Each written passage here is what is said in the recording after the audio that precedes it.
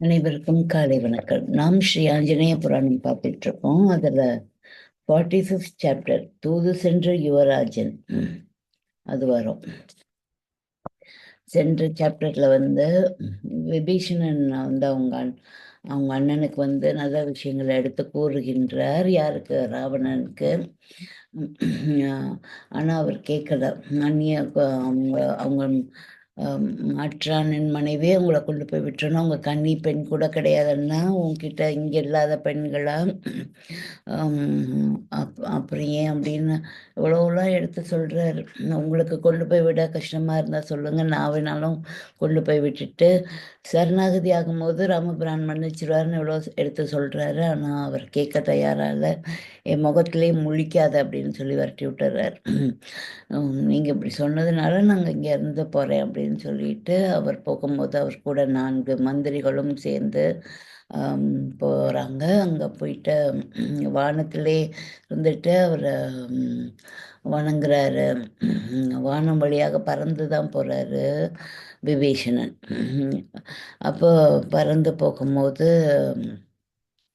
வானத்திலே இருந்துட்டு ராமபிரான் இருக்க திசையை நோக்கி கீழே கும்பிடுறாங்க. அப்போ வானர வீரர்கள்லாம் அசுரன் யாரோ வந்துட்டாங்கன்னு சண்டை போட ரெடியாகிறாங்க. ஆனால் மாருதி அவரை அடையாளம் தெரிஞ்சு கொண்டுட்டு விஷயத்தை கொண்டு போய் ராமபிரான்கிட்ட சொல்கிறாங்க, சரணாகதியாக வந்திருக்காங்க அப்படின்ட்டு.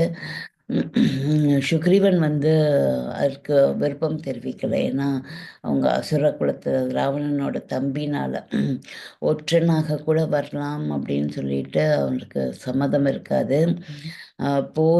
போரோட ஐடியாஸில் பார்க்கும்போது அது சரியில்லை அப்படின்னு சொல்லுவார். ஆனால் நம்மளை நம்பி ஒருத்தர் சரணாகதின்னு வந்துட்டா அவர் எதிரியாக இருந்தாலும் நம்ம சேர்த்துக்கணும் அப்படின்னு சொல்லிட்டு ராமபிரான் அவரை வர சொல்லுவாங்க. மாருதி போய் சொன்னோன்னா அவங்க அவர் கால்களில் விழுந்து மன்னிப்பு கேட்டு தன்னை ஏற்றுக்கொள்ளும்படி விபீஷணன் கேட்டோன்னே, எங்கள் அப்பாவுக்கு நாங்கள் 4 பேர் பிறந்தோம். குகனை ஆற்றங்கரையில் உண்மையான அன்பை பார்த்தப்போ அவரை 5வது சகோதரனாக ஏற்றுக்கொண்டோம். சுக்ரீவனை 6வது சகோதரனாக ஏற்றுக்கொண்டோம். இப்போ நீ எங்களோட பிறந்த 7 ஆனோம். நாம 7 பேர் ஆயிட்டோம், நீ உன்னையும் சேர்த்துட்டோம் அப்படின்னு சொல்லி அவரை அனைத்து கட்டி பிடிச்சுக்கிறாரு. அதுக்கு என்ன பாக்கியம் செய்தணும் அப்படின்னு ஆனந்த பெருக்கு எடுக்கிறாரு விபீஷணன்.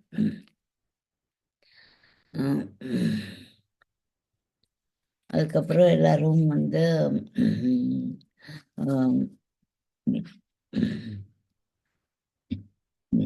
சமுத்திர தீரத்தில் சாரங்கரான் கடல். அதுக்கப்புறம் கடலை நோக்கி கடலுக்கு இப்போ இதுல விபீஷணனுக்கு அவரை உட்கார வச்சு ஸ்நானம் பண்றார். லக்ஷ்மணன் போய் கடலில் போய் தண்ணி கொண்டுட்டு வர சொல்கிறாரு. அந்த தண்ணியை கொண்டு ஸ்நானம் பண்ணி அனுமன் ஒரு மேடையாட்டம் அமைத்து ஸ்நானம் பண்ணுறார் அவருக்கு. அதில் உட்கார வச்சு அப்போ தந்தேன் இலங்கையை அப்படின்னு சொல்லி வாக்கு கொடுக்குறார். அப்போவே எல்லாருக்கும் தெரிஞ்சிருச்சு, நம்ம பக்கம் ஜெயிப்போம் அப்படின்னு ஹனுமானுக்கு தெரிஞ்சிருச்சு. அவள் ஜெயிச்சாதானே விபீஷணன்ட்ட இலங்கையை கொடுக்க முடியும். ராமபிரானுடைய வாக்கு பொய்யாகாது, என்றுமே பொய்யாக வாய்ப்பே கிடையாது. அதனால தந்தேன் இலங்கைன்னு அவர் வாக்கு கொடுத்துட்டாரு விபீஷணனுக்கு. அதனால ஜெயிச்சிரும் அப்படின்ட்டு அவங்களுக்கு தெரிஞ்சிருச்சு. அது வரைக்கும் நம்ம பார்த்துருப்போம்.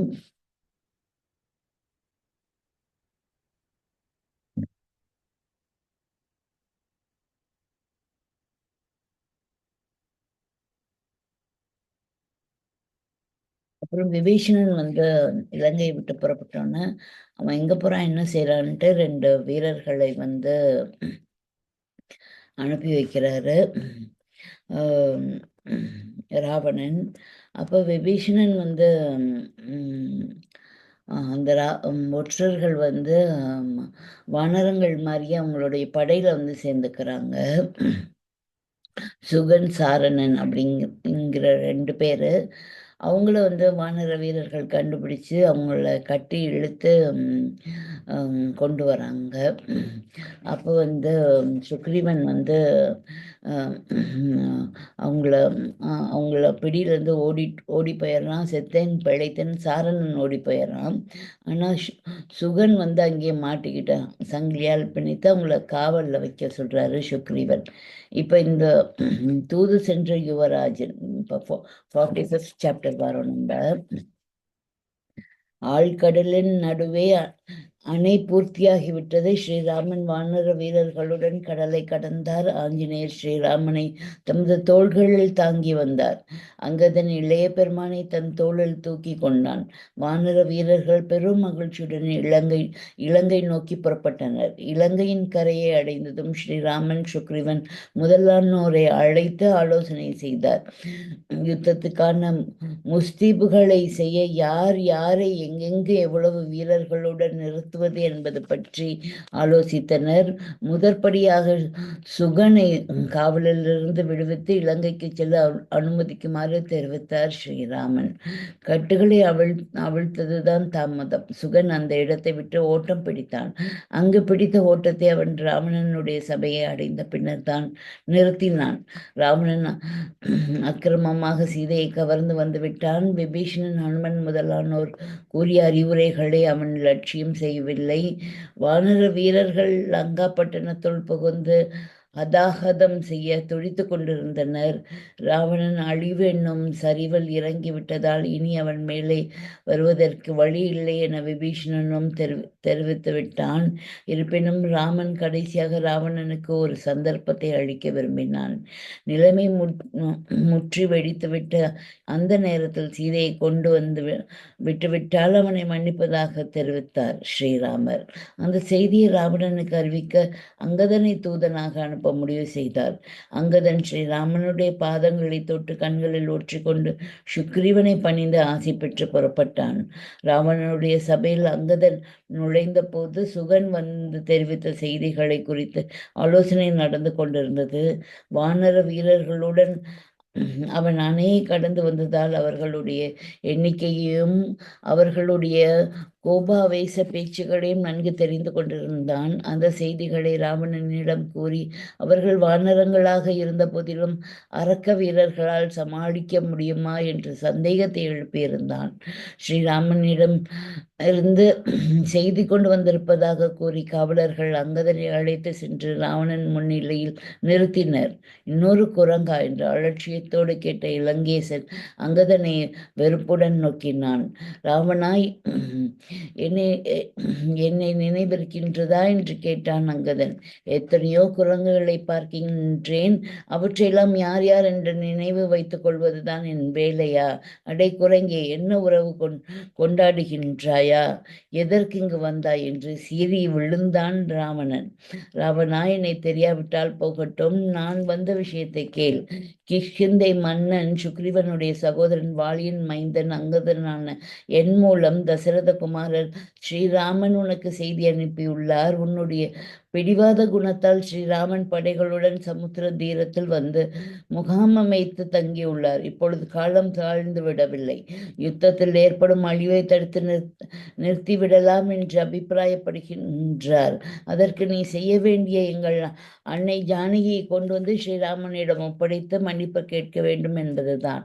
உன் அபிப்பிராயத்தை தெரிந்து வருமாறு என்னை அனுப்பியுள்ளார். இவ்வாறு அங்கதன் கூறியதும் ராவணனுக்கு ஆத்திரம் குமுறி எழுந்தது. இருப்பினும் ஆத்திரத்தை சிரமப்பட்டு அடக்கி கொண்டு அங்கதனை பார்த்து சொல்லலானான். ஆகா, என் அருமை நண்பர் வாலியின் புத்திரன் அங்கதனா நீ? உன்னை பார்ப்பதில் நான் பெரிதும் மகிழ்ச்சி அடைகின்றேன். அங்கதான் உன்னிடம் நான் சில விஷயங்களை கூற விரும்புகின்றேன். என் தந்தை வாலி எனக்கு உன் தந்தை வாலி எனக்கு மிகவும் நெருங்கிய நண்பர். அதனால் நீயும் என் அன்புக்கு பாத்திரமாகின்றாய். நம் இருவருக்கும் இடையே விரோதம் என்பதில்லை. மாறாக வெகு காலமாக நெருங்கிய நட்பே இருந்து வருகின்றது. அதை காப்பாற்றிக் கொள்வதுதான் நண்பர்களுக்கு லட்சணமாகும். எனக்கு சத்திரியர்களான ராமர் லக்ஷ்மணர்களுக்கும் இடையே ஏற்பட்டுள்ள தகராறில் உங்களை இழுக்க நான் விரும்பவில்லை. ஆகவே நீ உன் வீரர்களுடன் கிஷ்கிந்தைக்கு திரும்பிவிடு. அந்த சத்திரிய வீரர் இருவரையும் நான் கவனித்துக் கொள்வேன். என் பராக்கிரமத்தை அறிந்தும் அசட்டு துணிச்சலோடு வந்திருக்கும் அவர்களுக்கு தகுந்த புத்தி கற்பித்து நான் அனுப்பி வைப்பேன் என்று அன்பொழுகச் சொன்னான். அங்கதன் கலகலவென்று சிரித்தான். ராவணா, உன் வார்த்தைகளை கேட்க இனிமையாக இருந்தாலும் இந்த நேரத்திற்கு உகந்ததல்ல. அறியாமையால் தான் பேசுகின்றாயா, அல்லது ஆசை வார்த்தைகளை கூறி என்னை மயக்கி விடலாம் என்று நினைத்து கொண்டிருக்கின்றாயா?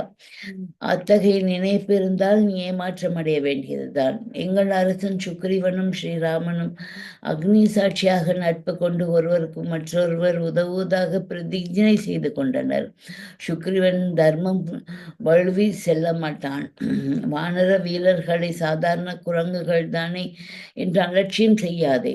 அனுமான் வந்துவிட்டு திரும்பிய போது அவரிடம் இலங்கை பட்ட பாடை நினைவில் வைத்திருப்பாய். அதற்குள் மறந்துவிடக்கூடிய விஷயம் அல்லவே. அந்த அனுமனை விட அதிக பலசாலியான வீரர்கள் எத்தனையோ லட்சம் பேர் இருக்கின்றார்கள். இலங்கையை தவிடுபடியாக ஆக்க அவர்களுக்கு அதிக நேரம் தேவைப்படாது. ஆகவே வீணில் வீரர்களை பலி கொடுப்பதை தவிர்க்க அன்னையை கொண்டு வந்து விட்டுவிடும் என்றான் அங்கதன்.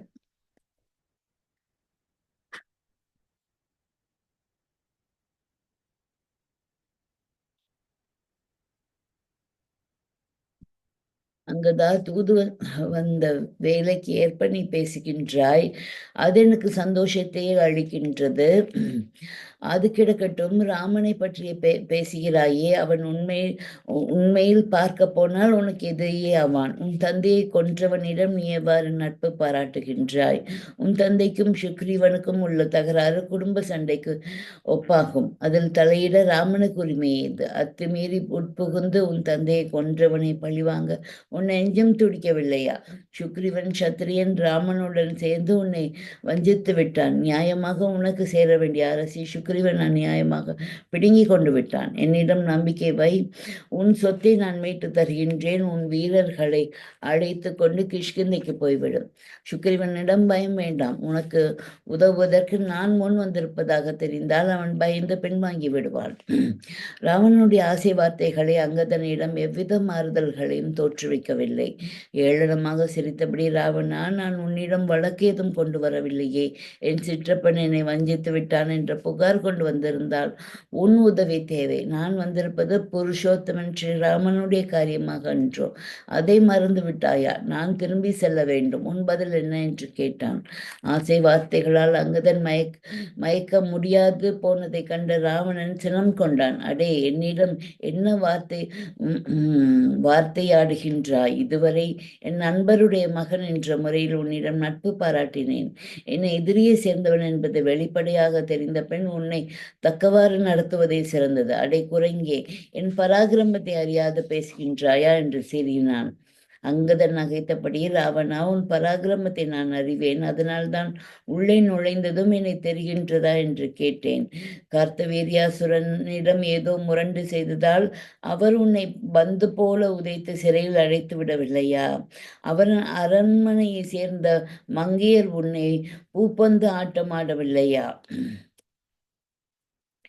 ஏன் என் தந்தை வாலி கடற்கரையில் அமர்ந்து கர்மானுஷ்டானங்களில் ஈடுபட்டிருக்கையில் அவரிடம் வந்து விஷமம் செய்தாயே? அப்பொழுது அவர் உன்னை தன் வாளில் கட்டி எடுத்துக்கொண்டு குழந்தையாகி எனக்கு வேடிக்கையாக இருக்கட்டும் என்று என் தொட்டிலில் உன் முகத்துக்கு நேராக உன்னை கட்டி தொங்க விட்டாரே. அப்பொழுது உன்னை ஏதோ 10 தலை பூச்சி என்று நான் உன் முகத்திலே சிறுநீரை அடித்து விளையாடினேன், அதெல்லாம் மறந்து விட்டதா என்று கேட்டான். அட அற்ப குரங்கே, என்னை அவமதிக்கும் துணிவு உனக்கிருக்கின்றதா என்று கர்ஜித்த ராவணன் காவலர்களை அழைத்து அவனை அங்கேயே தன் கண்களுக்கு எதிரில் துண்டு துண்டாக சேதித்து எறியுமாறு உத்தரவிட்டான்.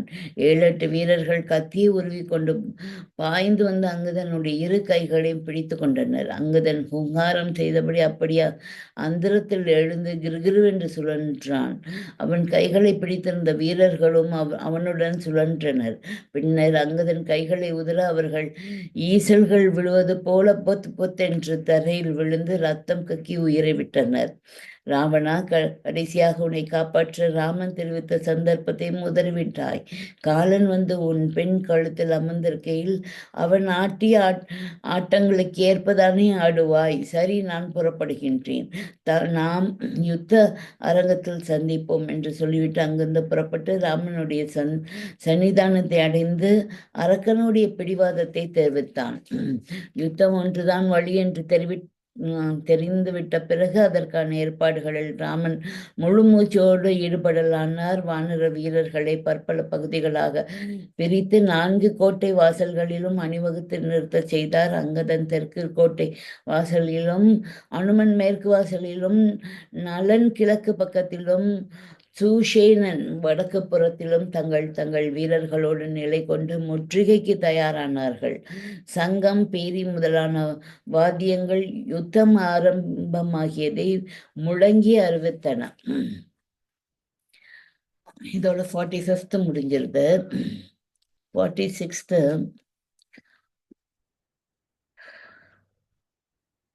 கேன் ஜாயின் நவ்னு போட்டிருந்தோம்னா கொஞ்சம் பேர் ஜாயின் பண்ணியிருப்பாங்க. நான் இன்னைக்கு போட மறந்துட்டேன். எப்பயாச்சும் போடுவோம், அவங்க வந்து ஜாயின் பண்ணட்டும்.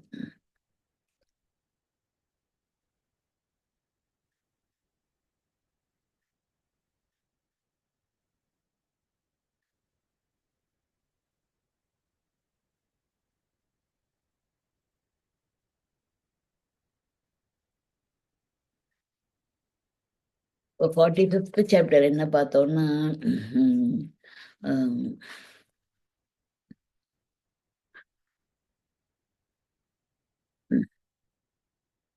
போரா எல்லாரும் கடலை கடந்து வீரர்களோட எல்லாரும் இந்த பக்கம் வராங்க, இலங்கைக்கு வராங்க. இந்தியாவிலேருந்து இலங்கைக்கு அந்த பாலம் கட்டியிருக்காங்க, அதில் கடந்து வராங்க.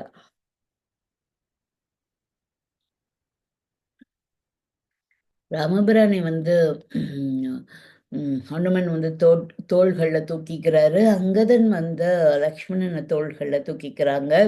எல்லாரும் இங்கேருந்து கடந்து வந்துடுறாங்க. இங்கே வந்தோடனே அவங்க பிடித்து வைத்திருக்கின்ற இவர் சுகனை வந்து விடுவிக்க சொல்லிடுறாரு ராமபிரான். அதனால அவன் கட்டுகளை அவுத்து விட்டோன்னா அவன் வந்து ஓடி போயிடறான். ஓடி போய் ராவணன் கிட்ட எல்லா விஷயங்களையும் சொல்கிறான். இங்கே எவ்வளோ வீரர்கள் இருக்காங்க, அவங்க பேசிக்கிட்டு வரும்போது எவ்வளோ கோபமாக இருக்காங்க, ராவணனையும் அவன் படைகளை அழிக்கணும் அப்படின்னு சொல்லிட்டு அவங்க அத்தனை விவரங்களையும் அவன் போய் ராவணன்கிட்ட சொல்லிக்கிட்டு இருக்கான். அப்போ ராமபிரான் வந்து நம்ம வந்து இங்கே வந்துட்டோம், இருந்தாலும் வந்து முறைப்படி நம்ம ராவணனுக்கு ஒரு தூது அனுப்புவோம். அவர் வந்து இப்போ இந்த போர் வேண்டாம், சீதா பிராட்டியை கொண்டு வந்து விட்டுட்டா போதும் அப்படின்னு சொல்லி, போர் வேண்டாம், இவ்வளோ பேர் உயிர்கள் இறந்து போக வேண்டாம், இவ்வளோ நாசமாக வேண்டாம், இவ்வளோ இழப்புகள் தேவையில்லை அப்படின்னு சொல்லி ராமபிரான் அங்கதனை போக சொல்லுவாங்க. அங்கதன் வந்து அங்கே போயிட்டு தூது வந்திருக்கதாக சொன்னோன்னே வாயில் காவலர்கள் போய் ராவணன்கிட்ட சொல்கிறாங்க. அங்கே ஆலோசனை கூட்டம் தான் நடந்துகிட்டு இருக்கு. ஏன்னா சுகன் போய் சொல்லிட்டான் எல்லா விஷயங்களையும். அப்போ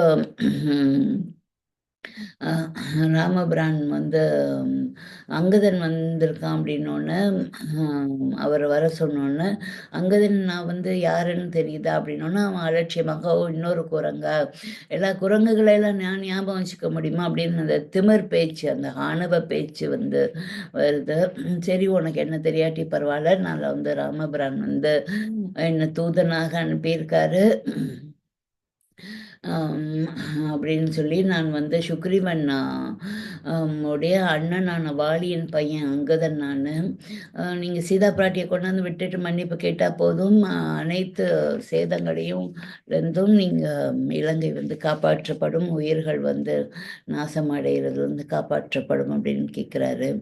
ஓ, வாலி என் நண்பர் வாலியோட பையனா நீன்னு? வந்து அது நீ ராமபிரான் பக்கம் நீ எப்படி நிற்கிற? நீ ஆக்சுவலாக அவனுக்கு எதிர்த்துல நிற்கணும், ஏன்னா அவர் உன்னோட அப்பாவை கொண்டிருக்காரு. ஆம், அதனால வந்து அப்படின்லாம் சொல்கிறாரு. சுக்ரீவன் நாட்டை உனக்கு கொடுக்கணும், ஆனால் அவன் எடுத்துக்கிட்டான். நீ என்கிட்ட வா, நான் உனக்கு சுக்ரீவனை கொன்று அந்த நாட்டை நான் உனக்கு திருப்பி வாங்கி தரேன் அப்படின்னு ஆசீர்வாதத்தை காட்டுறார். அப்புறம் இவன் சொல்கிறான், நீ என்ன உன்னோட இதை மறந்துட்டியா? எங்கள் அப்பாவோட நீ வந்து விஷமம் செய்யும் போது எங்கள் அப்பாவோட வாலில் உன்னை கட்டி அங்கே வந்து நான் சிறு குழந்தையாக தொட்டிலில் படுத்திருந்தப்ப என் முகத்துக்கு நேராக உன் முகத்தை வச்சு எங்கள் அப்பா கட்டி தூணில் வச்சுட்டாங்க ஒன்று. அப்போ நான் உன்னை ஒரு 10 பூச்சின்னு நினச்சிட்டு நான் உன் கூட விளையாண்டுட்டு இருந்தேன். நான் உன் முகத்தில் சிறுநீர் அடித்ததெல்லாம் நீ மறந்துட்டியா அப்படின்னு சொல்லிட்டு கேட்குறாரு. அது மட்டும் இல்லை, கார்த்தவிய வீரியாசுரன் நீ போய் விஷமம் செஞ்சப்ப கார்த்தவீரியாசுரன் வந்து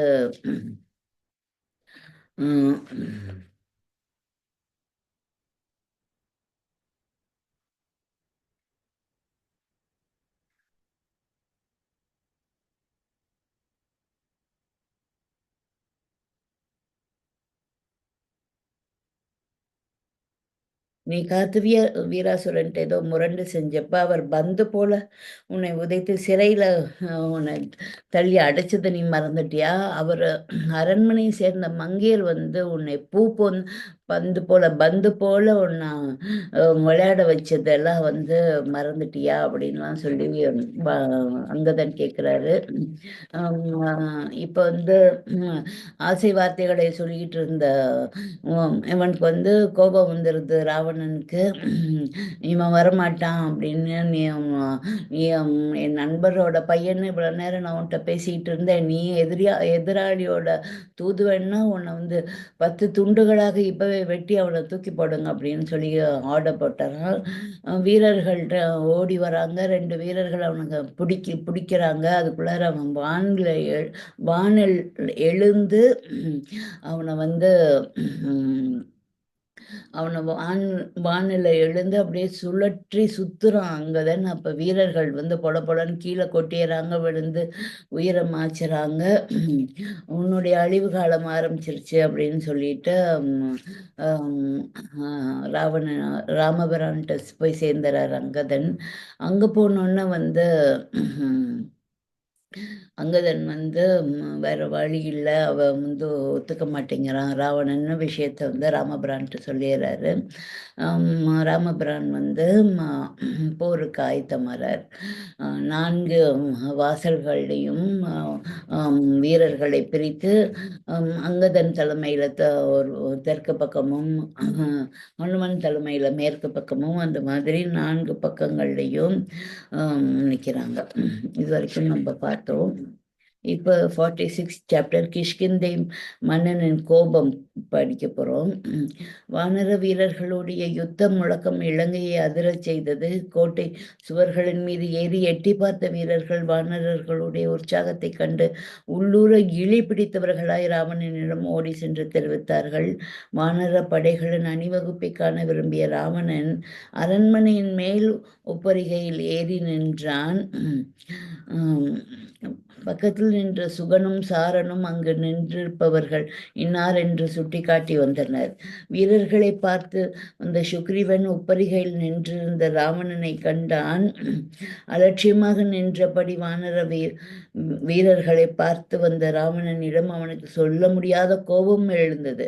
அங்கதன் தூது செல்வதற்கு முன்பு அந்த பணியை தான் ஏற்றுக்கொள்ள விரும்புவதாக ஜாடையாக தெரிவித்தான். ராமனோ அதை காதல் கொள்ளாது இருந்து விட்டார்.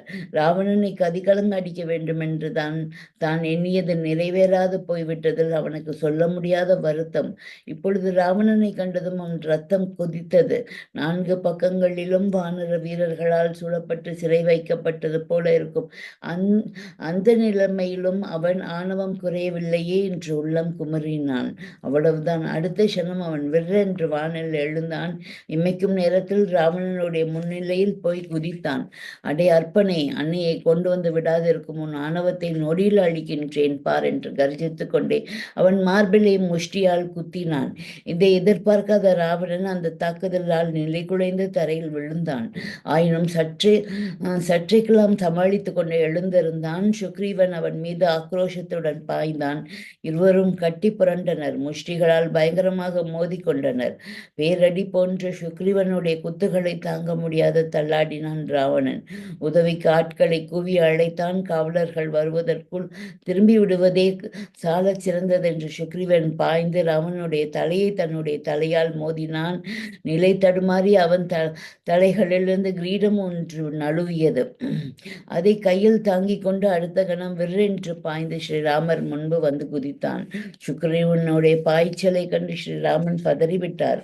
தம்முடைய அனுமதியின்றி அவன் ஏன் ராவணனிடம் சென்றான் என்று கடிந்து கொண்டார். அவன் பத்திரமாக திரும்பி வர வேண்டுமே என தவித்தார். எவ்வித ஆபத்துமின்றி அவன் தன் முன்பு வந்து குதித்த பின்னரே அவருக்கு நிம்மதி ஏற்பட்டது. சுக்ரீவா, நீ ஏன் ராவணனிடம் சென்றாய்? என்னிடம் ஒரு வார்த்தை கேட்டாயா என்று கோபமாக கேட்டார். பிரபு, என்னை மன்னித்து விடுங்கள். ஆணவத்தோடு அவன் இருப்பதை கண்டதும் என் உள்ளம் கொதித்து எழுந்தது. அவனை ஏதாகிலும் செய்தால்தான் என் மனம் அமைதியுறும் போல் இருந்தது. அதனால்தான் கிளம்பி விட்டேன் என்றான் சுக்ரீவன். சுக்ரீவா, கிஷ்கிந்தையில் அனுமான் இலங்கையிலிருந்து திரும்பி வந்து அங்கு நடைபெற்ற விஷயத்தை விவரித்ததிலிருந்து உன் உள்ளம் குமுறுவதை நான் உணர்வேன். உன்னை நான் அனுப்பாதது உனக்கு பராக்கிரமம் இல்லை என்றோ, காரியத்தை முடித்து திரும்புவதில் அவநம்பிக்கை கொண்டோ இல்லை. உன் திறமை எனக்கு தெரியும். உன்னை இப்பொழுதுதான் கிஷ்கிந்தைக்கு மன்னனாக நியமித்துள்ளேன். உனக்கு ஏதாகிலும் ஆபத்து ஏற்பட்டு உயிருக்கு ஹானி வந்துவிட்டால் என்னால் பொறுக்க முடியாது. உன்னை இழந்து சீதையை மீட்பதானால் எனக்கு மன நிம்மதி போய்விடும். உலகத்தோரின் அழியா பழி சொல்லுக்கு ஆளாக்கி விடுவேன். அதை ஒருபோதும் நான் விரும்பவில்லை. அதன் காரணமாகவே உன்னை என் அருகிலேயே நிறுத்தி கொண்டிருக்கின்றேன் என்றார் ராமர். சுக்ரீவனுடைய நெஞ்சம் தழுதழுத்தது. கண்கள் நீரை கொட்டு அவருடைய பாதங்களில் விழுந்து வணங்கினான். பிரபு, தங்கள் கருணை உள்ளத்தை நான் முற்றிலும் அறிந்து கொள்ளாததுனாலேயே இந்த தவறு நேர்ந்து விட்டது. ராமா, இனி தங்கள் உத்தரவின்றி நான் ஓரிடமும் செல்ல மாட்டேன், இது உறுதி என்றான். ராமன் சுக்ரீவனை தழுவி கொண்டு அவனை சமாதானப்படுத்தினார். ராவணனும் யுத்த முஸ்திபுகளை செய்ய தொடங்கினான். தூம்ராக்ஷன் கிழக்கு கோட்டை வாசலிலும் வஜ்ரதம்ஷ்ட்ரன் மேற்கு வாசலிலும் நராந்தகன் தெற்கு வாயிலிலும் மகோதரன் வடக்கு புறத்திலும் படைகளுடன் யுத்தத்துக்கு தயாராகுமாறு உத்தரவிட்டான்.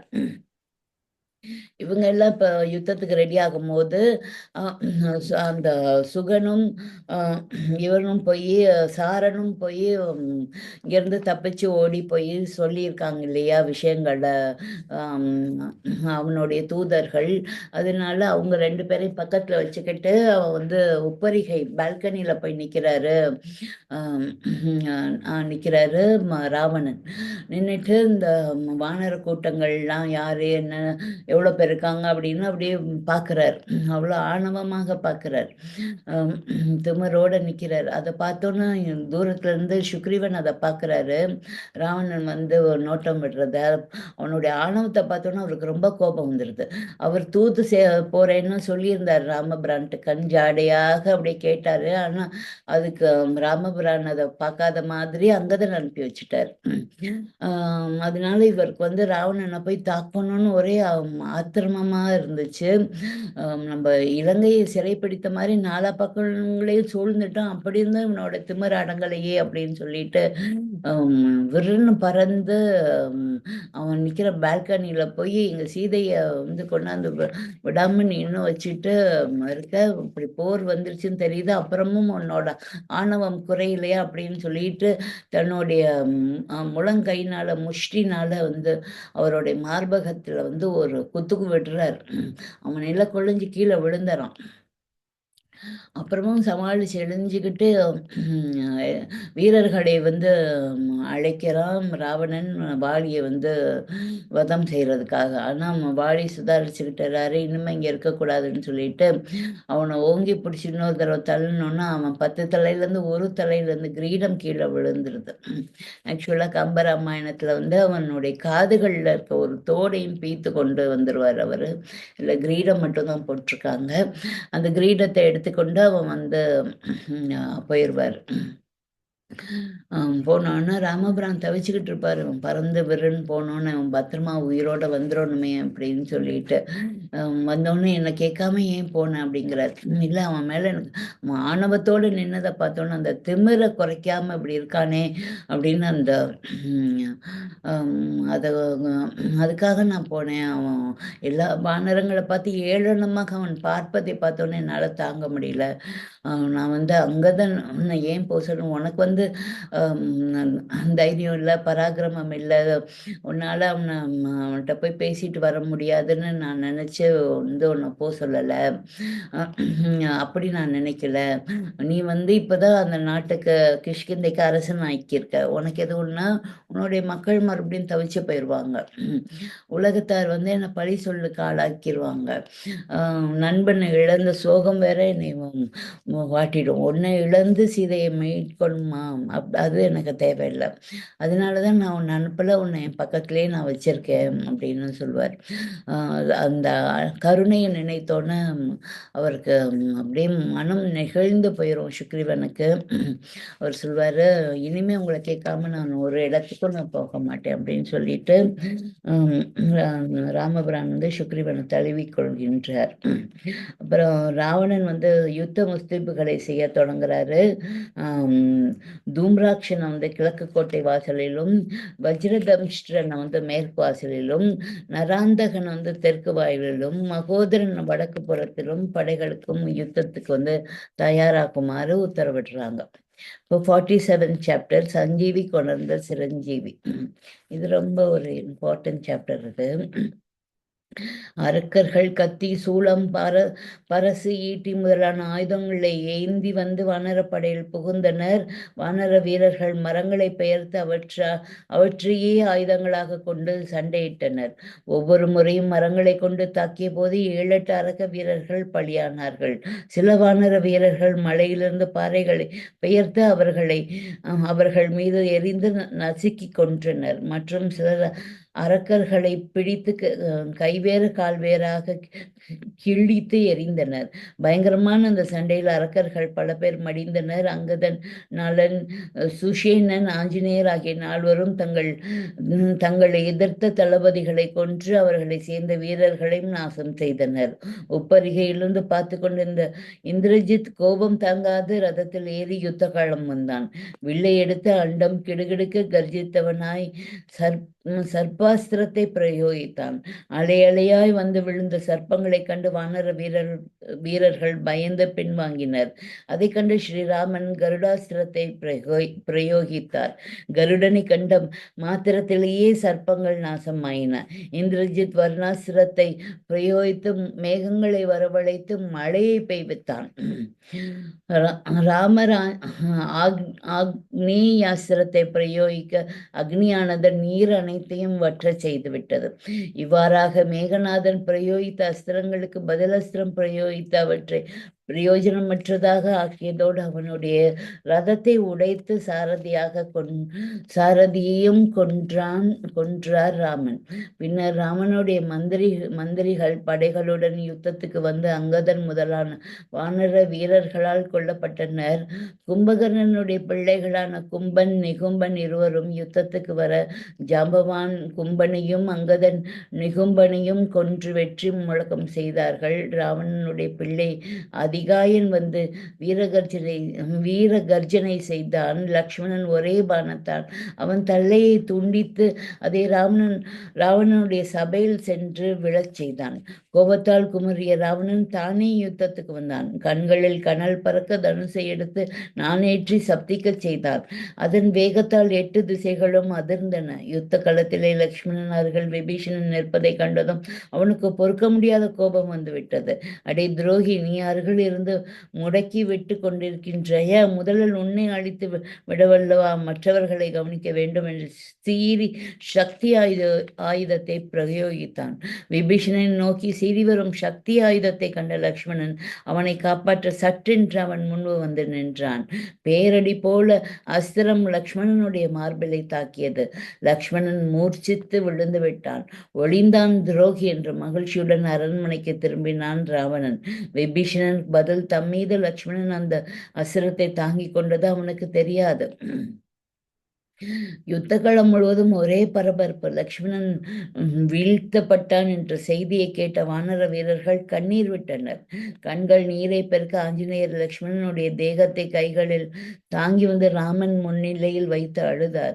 சுக்ரீவன் கதறினான். விபீஷணனோ தனக்காக அஸ்திரத்தை உடலில் தாங்கி கொண்ட உத்தமனை எண்ணி எண்ணி கதறினான். தூங்குபவன் போல் கிடந்த இளையவனை கண்டு ஸ்ரீராமன் கலங்கிவிட்டார். அத்தனை பேரிலும் ஜாம்பவான் ஒருவரே உணர்ச்சி வசப்படவில்லை. அருகில் நெருங்கி வந்த லக்ஷ்மணனை பார்த்தார். லக்ஷ்மணன் உயிருடன் இருப்பதை கண்டார். ஏ ராமா, தாங்களே கண் கலங்கலாமா? இளைய பெருமாள் உயிருக்கு ஆபத்து ஒன்றும் நேர்ந்து விடவில்லை. மூர்ச்சியாகி கிடக்கின்றார். மூர்ச்சியை தெளிவிக்க ஒரு காரியம் செய்ய வேண்டும். மேரு பர்வதத்தின் சாரலிலே சஞ்சீவி மலை என்றொரு பர்வதத்திலே சில மூலிகைகள் இருக்கின்றன. அவற்றை கொணர செய்தால் இளைய பெருமானின் மூர்ச்சியை தெளிவித்து விடலாம். மேலும் அந்த மூலிகைகளின் காற்றுப்பட்டாலே இறந்தவர்கள் கூட உயிர் பெற்று எழுந்து விடுவார்கள் என்றார். மேரு பர்வதம் வரை சென்று வரக்கூடியவர் யார்? தாமதம் செய்யாமல் விரைவில் கொண்டு வர வேண்டுமே. அந்த காரியத்துக்கு ஏற்றவர் ஆஞ்சநேயரே என அவரை அழைத்தார் ஜாம்பவான். மூலிகைகளின் அடையாளங்களையும் அவற்றின் இருப்பிடங்களையும் சொல்லி விரைவில் திரும்புமாறு கூறினார். ஆஞ்சநேயர் ராமனது பாதங்களை பணிந்து கண்களில் ஊற்றிக்கொண்டு புறப்பட்டார். சஞ்சீவி மூலிகைகளை கொண்டு வருவதற்கு ஆஞ்சநேயர் புறப்பட்ட தயாராகும் செய்தி ஒற்றர் மூலம் ராவணன் கேட்டியது. அவன் அனுமானின் முயற்சியை தடுக்க தனக்கு மிகவும் நெருங்கிய நண்பனான கால நேமி என்கின்ற மாயாவியை அழைத்து அனுமனுடைய முயற்சியை தடுக்குமாறு ராவணன் உத்தரவிட்டான். காலநேமி ஆஞ்சநேயர் வருவதற்கு முன்மையே இமாலய சாரலில் தடாக கரை ஒன்றின் பக்கத்தே ஒரு ஆசிரமத்தை மாயையால் அமைத்து முனிவராக அமர்ந்திருந்தான். ஆஞ்சநேயரை கண்டதும், ஐயனே, நீ புறப்பட்டு வந்த காரியத்தை நான் அறிவேன். அதற்கு நீ அவசியமே இல்லை. லக்ஷ்மணன் சுகமாக எழுந்து விட்டான். ஆகவே நீ அந்த ஆசிரமத்தில் தங்கி என் உபசரிப்பை பெற்று நாளையே திரும்பலாம் என்று அழைத்தான். நெற்றியிலே நீரு பூசி கண்ட ஜடாதாரியாக அங்கே அமர்ந்திருந்த கால நேமியை முனிவராகவே நினைத்து விட்டார் ஆஞ்சநேயர். அவர் யோக திருஷ்டியால் லக்ஷ்மணன் எழுந்து விட்டதை அறிந்து சொல்கின்றார் போலும் என்று எண்ணினார். ஆகவே முனிவருடைய ஆசிரமத்தில் நுழைந்து அவரை நமஸ்கரித்தார். காலநேமி தன்னுடைய திட்டம் பழித்து விட்டது என்று மனதிலே களிப்புடன், வாயு புத்திரா, வெகு தூரத்திலிருந்து வந்திருக்கின்றாய், மிகுந்த களைப்புடன் இருப்பாய். தாக சாந்திக்கு அதோ அந்த குடத்தில் இருக்கும் நீரை பருகு என்றார். ஸ்ரீ ராமச்சந்திரனை அனுதினமும் சதா காலமும் ஸ்மரித்து கொண்டிருக்கும் ஆஞ்சநேயனுடைய உள்ளத்திலே சிறு சலனம் ஏற்பட்டது. சுவாமி, நான் மிகுந்த தாகத்துடன் இருக்கின்றேன். இந்த குடத்தில் நீர் போதாது, பக்கத்திலே தடாகம் இருக்கின்றதா என்று கேட்டார். காலநேமி திடுக்கிட்டான். தான் போட்டிருந்த திட்டத்தை அறிந்து கொண்டு விட்டாரோ என சந்தேகித்தான். இருப்பினும் அதை வெளிக்காட்டிக் கொள்ளாமல் ஆஞ்சநேயா, லக்ஷ்மணன் பிழைத்து விட்டான். இருப்பினும் ராம காரியத்துக்காக உயிரிழந்த வானர வீரர்களை பிழைப்பிக்க வேண்டியதுதான் அவசியம். ஆனால் உன்னால் அந்த சஞ்சீவி மலையை சுலபத்தில் காண முடியாது. கந்தர்வர்கள் மாயையால் மறைந்து விடுவார்கள். பக்கத்திலே ஒரு தடாகம் இருக்கின்றது. அங்கு சென்று நீராடி தாக சாந்தி செய்து கொண்டு இங்கு வா. உனக்கு சில மந்திரங்களை உபதேசம் செய்கின்றேன். அவற்றின் உதவியால் கந்தரவர்களை ஜெயித்து சஞ்சீவி மலையை அடைந்து திரும்பலாம் என்றான். ஆசிரமத்திற்கு சற்று தூரத்தில் இருந்த தடாகத்துக்கு சென்றார் ஆஞ்சநேயர். நீராடுவதற்காக நீரிலே இறங்கிய ஆஞ்சநேயரே அத்தடாகத்தில் இருந்த முதலை ஒன்று விழுங்கியது. ஆஞ்சநேயரோ தம்முடைய உடலை மளமளவென்று பெரியதாக்கினார். அதன் காரணமாக முதலை இரண்டாக பிளந்து விழ மாருதி ஓர் அபாயமும் இன்றி வெளிப்பட்டார். அப்பொழுது முதலையின் பழக்கப்பட்ட உடலிலிருந்து திவ்ய தேஜஸுடன் அப்சரஸ் பெண் ஒருத்தி தோன்றி ஆஞ்சநேயரை வணங்கினாள். வாயு புத்ரா, உம்மை வணங்குகின்றேன். நான் மாலினி என்னும் பெயருடைய அப்சரஸ் மங்கை. ஒரு சமயம் என்னை கண்ட முனிவர் ஒருவர் என் அழகில் மயங்கி என்னுடன் கூட விரும்பி அழைத்தார். அவர் விருப்பத்திற்கு ஏற்ற சமயம் அதுவல்ல என்பதை தெரிவித்தேன். அதனால் கோபம் கொண்ட அவர் என்னை முதலையாக போக வேண்டும் என சபித்தார். நான் அவரிடமே சாப விமோச்சனம் கேட்டேன். ஸ்ரீராமர் காரியத்துக்காக தாங்கள் இங்கு வருவீர்கள் என்றும் தங்கள் ஸ்பரிசத்தால் என் சாபம் நீங்கும் என்றும் தெரிவித்தார். அது முதல் தங்கள் வருகையை எதிர்பார்த்து இந்த தடாகத்தில் காத்திருக்கின்றேன். மகானுபாவா, தங்கள் தேக ஸ்பரிசத்தால் என் சாபம் நீங்க பெற்று அப்சர சுரூபத்தை அடைந்தேன். இதோ பக்கத்திலே ஆசிரமம் அமைத்துக் கொண்டிருக்கும் முனிவர் உண்மையில் முனிவர் அல்ல, ராவணனுடைய நண்பனான காலநேமி என்னும் அரக்கனே இவ்வாறு பொய்வேடம் தாங்கி உங்கள் காரியத்தை கெடுக்கும் எண்ணத்துடன் காத்திருக்கின்றான். அவனிடம் மிகுந்த எச்சரிக்கையுடன் நடந்து கொள்ளுங்கள் என்று கூறிய மாலினி அனுமானிடம் விடை பெற்று தன் இருப்பிடம் சென்றாள். பின்னர் மாருதி நீராடி களைப்பு நீங்க பெற்றவனாய் ஆசிரமத்தில் நுழைந்தார். அவரை கண்டதும் காலநேமி மகிழ்ச்சியுடன், அப்பனே வந்தாயா என்று கூப்பிட்டான். சுவாமி, தங்கள் கருணையே கருணை. என் மீது தங்களுக்குள்ள கிருபையை என் காரியத்தை வெற்றியுடன் முடித்து தரப்போகின்றது. தங்களிடம் உபதேசம் பெறும் முன்பே குருவுக்கான காணிக்கையை சமர்ப்பிக்கின்றேன், பெற்றுக்கொள்ளுங்கள் என்று சொன்னவாறு பாய்ந்து முஷ்டியால் ஓங்கி காலநேமியின் மார்பிலை குத்தினார். காலநேமி ரத்தம் கக்கியபடி பயங்கரமாக அலறிக்கொண்டு தரையில் விழுந்து பிணமானான். ஸ்ரீராமன் ஸ்மரித்தவாறு புறப்பட்ட மாருதி மேருமலையை அடைந்தார். ஜாம்பவான் கூறிய அடையாளங்களை கொண்டு சஞ்சீவி பர்வதத்தில் மூலிகைகளை தேடினார். தெய்வீக சக்தி வாய்ந்த அந்த பர்வதத்திலிருந்து மூலிகைகள் அனைத்தும் ஒரே மாதிரியாக காந்தியுடன் விளங்கின. அவரால் வித்தியாசம் காண முடியவில்லை. ஆகவே மலையையே பெயர்த்து எடுத்துக்கொண்டு திரும்பினார். மலையை கொண்டு போய் இறக்கிவிட்டால் ஜாம்பவானி அவற்றை தேடி எடுத்துக்கொள்வாரே. வாயு வேகமாக இலங்கை நோக்கி திரும்பினார். தொலைவில் ஆஞ்சநேயர் வரும்போதே மூலிகைகளுடைய காந்தி ஒளி வீசியது. தெய்வீக சக்தி வந்த மூலிகைகளுடைய காற்று பட்டாலே இறந்தவரும் பிழைத்து விடுவார்கள் அன்று. ஆகவே விபீஷணனும் சுக்ரீவனும் நாற்புறமும் சிதறி கிடந்த அரக்கர்களுடைய உடல்களை இழுத்து சமுத்திரத்திலே தள்ளிவிட்டனர். ஜெய ஜெய ராமா என்று ஸ்மரித்தபடி ஆஞ்சநேயர் சஞ்சீவி மலையை இறக்கி தம்மால் மூலிகைகளுடைய வித்தியாசங்களை காண முடியாததால் மலையையே எடுத்து வந்ததை தெரிவித்தார். அவருடைய மதிநுட்பத்தை அங்கிருந்தவர்கள் அனைவரும் போற்றி கொண்டாடினர். ஜாம்பவான் மூலிகைகளை தேடி எடுக்க வேண்டிய அவசியமில்லாத அதன் காற்று பட்டதுமே தூக்கத்திலிருந்து எழுபவன் போல லக்ஷ்மணன் எழுந்தான். அரக்கர்களால் கொல்லப்பட்டு கிடந்த வானர வீரர்களும் உறக்கத்திலிருந்து எழுவது போல எழுந்து அரக்கர்களை தேடினர். கொண்டு வந்த காரியம் முடிந்ததும் ஆஞ்சநேயர் சஞ்சீவி மலையை திரும்பவும் எடுத்து சென்று மேரு பர்வதத்தில் வைத்துவிட்டு வந்தார். மீண்டும் யுத்தம் தொடங்கியது. அரக்க வீரர்களை வானரர்கள் கொன்று குவித்தனர். லக்ஷ்மணனும் எழுந்து விட்டான் என்பதை அறிந்ததும் ராவணனுக்கு திக்கென்றது. தூங்கிக் கொண்டிருந்த கும்பகர்ணனை எழுப்பி வரச் செய்து யுத்த களத்துக்கு செல்லுமாறு சொன்னான். ராவணா, நம் பக்கம் அழிவு மகத்தானதாக ஏற்பட்டிருப்பதை அறிந்தேன். இன்னும் தகராறு ஏன்? அந்த பெண்ணை கொண்டு போய் விட்டுவிடேன் என்றான் கும்பகர்ணன். அடுத்தடுத்து தோல்வியும் வீரர்களுடைய அழிவும் ஏற்பட்டு வருவதால் ஆத்திரத்துடன் குமரி கொண்டிருந்த ராவணன், தம்பி விபீஷணன் போன வழியில் நீயும் போக விரும்புகின்றாயா? பயமாக இருக்கின்றது என்றால் இப்பொழுது இலங்கை விட்டு போய்விட. நான் ஒருவனாக இருந்து போரிட்டு மடிவேனே அன்றி முன்வைத்த காலை பின் வைக்க மாட்டேன் என்று கூறினான்.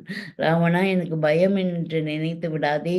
உன் அபிப்பிராயம் எப்படி இருக்கின்றது என்று தெரிந்து கொள்ளவே கேட்டேன். இதோ இப்பொழுதே யுத்தத்துக்கு புறப்படுகின்றேன் என்று சொன்ன கும்பகர்ணன் கதையை சுழற்றியபடி ரணக்களத்தை அடைந்தான். அப்படின்னு 47th சாப்டர் முடிச்சிருக்காங்க. 48 வந்து நிகும்பையில் அழிந்த யாகம். அதை நாளை பார்ப்போம். இப்போ 47 சாப்டர் என்னன்னா, 4 பக்கங்களிலும் போர் வீரர்களை நிப்பாட்டி வைக்கிறாங்க. அப்போ வந்து நலன், சுஷேனன், ஆஞ்சநேயர், அங்கதன் 4 தளபதிகளை வைத்து 4 பக்கமும் வந்து சேர்த்து இப்போ வந்து அவங்க போர் வந்துடுது. அவங்க 4 தளபதிகளையும் ராவணனுடைய தளபதிகளை கொன்று அந்த வீரர்கள் எல்லாம் நாசம் செய்கிறாங்க. வானர வீரர்களாக மரங்களை பீய்த்து கொண்டு வந்து அடிக்கிறாங்க. அப்போ அசுர வீரர்கள் 7-8 பேர் ஒவ்வொரு மரத்துக்கும் இறந்து போயிடுறாங்க. சில வானர வீரர்கள் பாறைகளையே எடுத்துக்கொண்டு எடுத்துக்கொண்டு வந்து இவங்க மேல தூக்கி போடுதுங்க. அப்ப நிறைய வீரர்கள் அழிந்து போயிடுறாங்க, நசுங்கி போயிடுறாங்க. சில வானர வீரர்கள் அந்த அரக்கர்களை பீய்த்து கை வேறாக பீய்த்து தூக்கி எறிஞ்சிடறாங்க. இதெல்லாம் அந்த உப்பரிகையிலேருந்து இந்திரஜித்தான மேகநாதன் ராவணனுடைய பையன் பார்த்துட்டு இருக்கான்.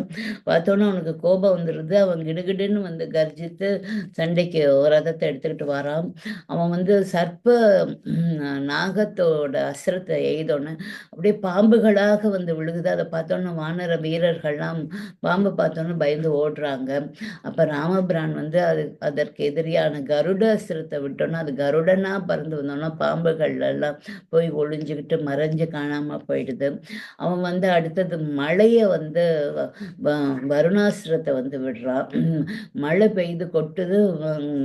வானரங்கள்லாம் மழைக்கு பயந்து மரங்களில் போய் எப்போதும் ஒளிஞ்சுக்குவாங்க இல்லையா, அந்த மாதிரி மழையை பார்த்தோன்னா அவங்களாம் பயப்படுறாங்க. அப்போ ராமபிரான் வந்து நெருப்பஸ்திரத்தை அக்னியஸ்திரத்தை வந்து எய்து விடுறாரு. அது அக்னி போய் நெருப்பெல்லாம் அந்த மழையை போய் அணைச்சிருது அப்படியே. அப்போ இந்த மாதிரி அஸ்திரங்களுக்கு விட்டோன்னா அவர் வந்து அப்போ வந்து ரதத்தை உதைச்சிட்டு சாரதியையும் கொன்னுறாரு ராமர், இவருடைய இந்திரஜித்தோட. அப்போ வந்து ராவணனுடைய மந்திரிகள்லாம் படைகளுடன் யுத்தத்துக்கு வந்து அங்கதன் வானர வீரர்களை வந்து அங்கதனுடைய தலைமைக்கு கீழே இருக்கிற வானர வீரர்கள்லாம் கொள்றாங்க. கும்பகர்ணனுடைய பிள்ளைகளான கும்பன், நிகும்பன் அவங்க 2 பேரும் யுத்தத்துக்கு வந்து ஜாம்பவான் கும்பனையும் அங்கதன் வந்து நிகும்பனையும் கொன்று வெற்றி முழக்கம் செய்கிறாங்க. ராவணனுடைய பிள்ளைகள் வந்து அதிகாயன் வந்து வீரகர்ஜனை செஞ்சுட்டு வரான். அப்போ லக்ஷ்மணன் வந்து ஒரே பானத்தினால அவன் தலையை துண்டித்து ராவணனுடைய சபையில போய் அந்த அதிகாயனுடைய தலை போய் விழுகிற மாதிரி செய்கிறாரு லக்ஷ்மணன். ராவணனுடைய பிள்ளை ராவணனுடைய பிள்ளை இறந்து அவனுடைய தலை வந்து அவனுடைய சபையில விழுந்தோன்னா ராவணனுக்கு கோபம் வந்து அவனே வந்து போருக்கு வரான். அப்போ விபீஷணன் வந்து லக்ஷ்மணன் பக்கத்துல போர்ல நிற்கிறத பார்த்தோன்னு, நீ எதிரி பக்கம் போய் சேர்ந்துக்கிட்டு எல்லாம் செய்றியா அப்படின்னு சொல்லிட்டு ஒன்னதான் முதல்ல அழிக்கணும் அப்படின்னு சொல்லிட்டு அவர் வந்து அஸ்திரத்தை எய்து விடுறாரு.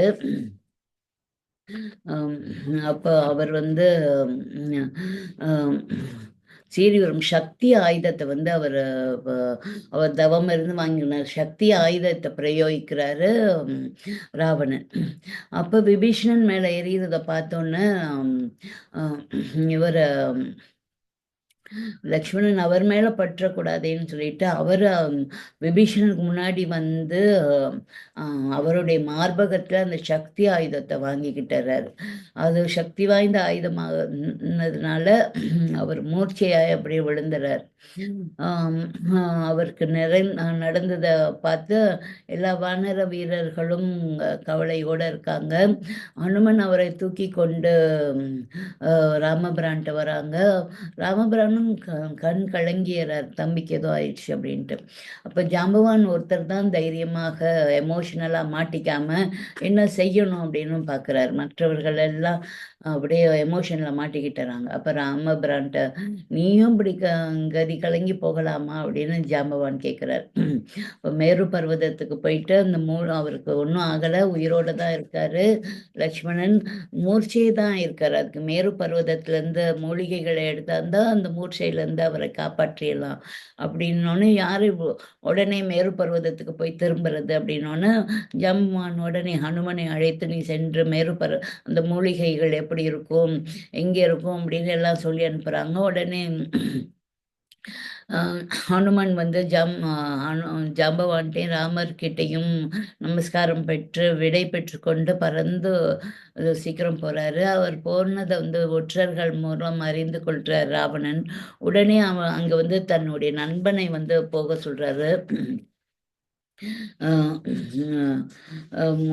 அங்கே வந்து நண்பனான கால நேமியை வந்து அனுப்புகிறாரு. அவன் மாயாவியை எந்த ரூபத்துக்கு வேணாலும் அவன் உடனே மாற முடியும். அவன் மேரு பர்வதத்தின் அடிவாரத்தில் ஒரு ஆசிரமம் அமைத்து கொண்டு அதில் முனிவர் போல வேடம் கொண்டு தங்கியிருக்காரு. ஹனுமான் பறந்து வர்றதை பார்த்தோன்னே அங்கேருந்து வெளியில் வந்துட்டு இங்கே வந்து இங்கே வாங்க அப்படின்னு கூப்பிட்றாரு. ஒரு முனிவர் கூப்பிட்றாருன்னு அவரும் இறங்கி அவரை போய் வணங்குறாரு. ஆஞ்சநேயர் வணங்கிட்டு அப்போ அந்த காலநேமி முனிவர் வேடத்தில் இருக்கிற காலநேமி அரக்கன் சொல்கிறாரு, இப்போ லக்ஷ்மணன் வந்து உயிர் பிழைத்து எழுந்தாச்சு, உனக்கு வந்து இன்னும் உடனே போகணுன்னு அவசரம் இல்லை, நீங்கள் 2 நாள் தங்கியிருந்துட்டு போ அப்படின்னு சொல்லி கூப்பிட்றாரு. இவரும் ஆசிரமத்துக்குள்ளார போனோன்னே அங்கே இருக்க குடுவையில் இருக்க தண்ணியை எடுத்து குடி அப்படின்னு சொல்கிறாரு காலநேமி. இவர் மனதில் இப்போது ராமநாமத்தையே சொல்லிட்டு இருக்கிறதுனால ஒரு சிறு சலனம் ஏற்படுது மனசில், ஏதோ தவறு நடக்குது அப்படின்னு சொல்லி அவருக்கு தெரியுது. குடுவையில் இருக்க தண்ணி எனக்கு பத்தாத தாகமாக இருக்குது, நான் வந்து தடாகத்தில் போய் தண்ணி குடிச்சிட்டு வரேன் அப்படின்னு போகிறார். அப்போ இவர் சொல்கிறாரு, நீ வந்து சரி கண்டுபிடிச்சிட்டான் போல அனுமன் அப்படின்ட்டு உடனே அவன் வந்து அதை வெளிக்காட்டிக்கொள்ளாமல் காலநேமி அரக்கன் முனிவர் வேஷத்தில் இருக்கிற அரக்கன் சொல்கிறான், நீ லக்ஷ்மணனை வந்து உயிர் பெற்று எழுந்துட்டாலும் நீ வந்து சஞ்சீவி மூலிகையை கொண்டுகிட்டு போகணும், ஏன்னா நீ வந்து மற்ற வீரர்களை காப்பாற்றணும், ஆனால் நீ அதுக்கு வந்துட்டு இங்கே வந்து கொஞ்சம் இலைப்பாரிட்டு நீ போகலாம் அப்படின்னு சொல்கிறார். சரின்ட்டு இவர் போய் தடாகத்துக்கு குளிக்க போனால் அங்கே ஒரு முதலை இவரை விழுங்கிருது. மாலினிங்கிற விழுங்கினோன்னு இவர் தன்னுடைய உருவத்தை பெருசாக்கிட்டு முதலையை பிளந்து கொண்டு இவர் வெளியில் வந்துடுறாரு மாருதி ஆஞ்சநேயர். அப்போ அதுலேருந்து ஒரு அப்சரஸ் பெண் அவங்க வெளியாகிறாங்க.